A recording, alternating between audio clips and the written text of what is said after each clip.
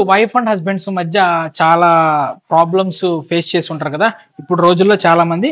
So వాళ్ళకి wife and husbands మధ్య ప్రేమ అనేటువంటిది పెరగాలి, రిలేషన్ అనేటువంటిది పెరగాలి, ఆప్యాయత అనేటువంటిది పెరగాలి అనుకుంటే గనక చూడండి, ఇది వైఫ్ అండ్ హస్బెండ్ ఇద్దరూ కలిసి వాళ్ళ మొబైల్ నెంబర్లో ఏ నెంబర్ లేకపోతే అవి వాడుకుంటూ ఉంటే బాగుంటుందండి.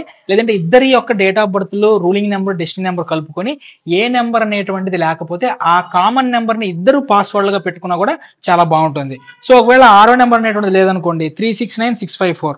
మూడో నెంబర్ లేకపోతే 814269. ఒకటో నెంబర్ లేకపోతే 375076.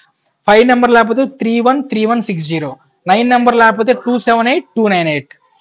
నెక్స్ట్ 4 డిజిట్స్ కనుక చూసుకుంటే ఆరో నెంబర్ లేకపోతే 258నే, ఐదో నెంబర్ లేకపోతే 7655, ఒకటో నెంబర్ లేకపోతే 9136, మూడో నెంబర్ లేకపోతే 5196, తొమ్మిదో నెంబర్ లేకపోతే 6354 అనమాట. ఖచ్చితంగా ఇవి మీ యొక్క పాస్వర్డ్స్ గా పెట్టుకొని చూడండి.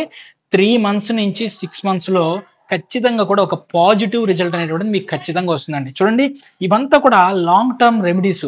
ఇదేమి మనకి దీన్ని ఏమంటారండి, మాయలు మంత్రాలు కాదు, చిటికేయంగానే మారిపోవటానికి అట్లా ఉండదండి. ఓకేనా? ఆ న్యూమరాలజీ అయినా, యాస్ట్రాలజీ అయినా, మొబైల్ నెంబర్ అయినా ఏదైనా సరే ఇలా చిటికేస్తే మారిపోవండి జీవితాలన్నీ కూడా. దానికి కొంత టైం ఫ్రేమ్ అనేటువంటిది పడుతుంది. సో ఖచ్చితంగా ఇది వాడుకుంటూ ఉండండి. లైఫ్లో మీకు పాజిటివ్ వస్తుంది, సక్సెస్ వస్తుంది.